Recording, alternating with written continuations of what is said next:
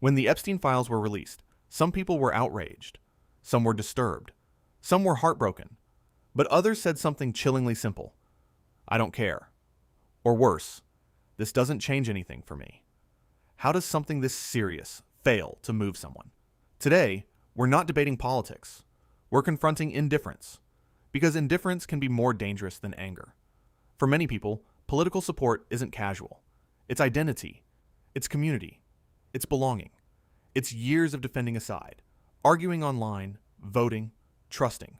So when damaging information appears, like the Epstein Files, the brain doesn't calmly evaluate it. It reacts. Because accepting it might mean, I trusted the wrong people. I defended the wrong people. I misjudged something important. That realization hurts, and humans avoid pain. So instead of asking, is this serious? The mind asks, how do I protect what I believe? That's when loyalty becomes stronger than truth. And once that happens, empathy can shrink. There's something deeply uncomfortable about being wrong, especially publicly, especially after years of strong opinions. Psychologists call this cognitive dissonance, the mental tension between belief and evidence. And when that tension rises, many people don't investigate. They defend. They dismiss. They minimize. Not because they enjoy injustice, but because admitting doubt feels like losing ground. And the human ego fights hard to survive. Here's the part that's painful. When people say, I don't care, what survivors may hear is, you don't matter. Imagine going through trauma. Imagine abuse involving powerful people. Imagine finally seeing documents surface, and then watching society scroll past it.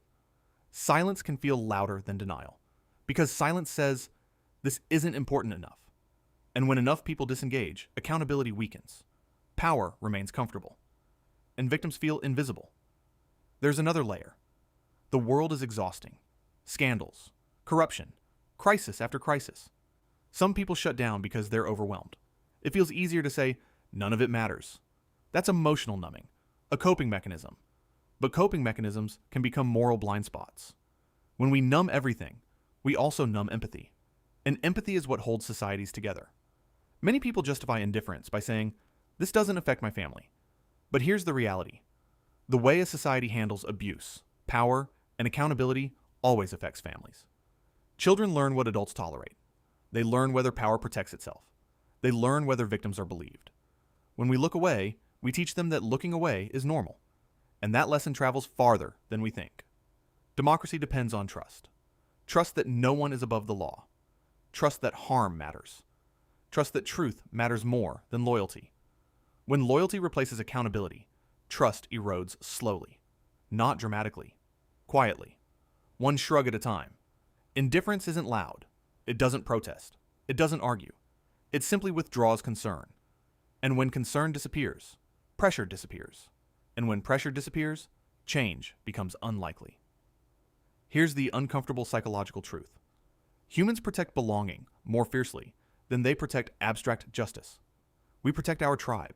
We protect our past choices. We protect our sense of stability, even when doing so requires emotional distance from suffering. That doesn't make people monsters, but it does create consequences, because indifference isn't neutral. It shifts power. Understanding the psychology of indifference doesn't excuse it, but it explains it. And awareness is the first step toward empathy.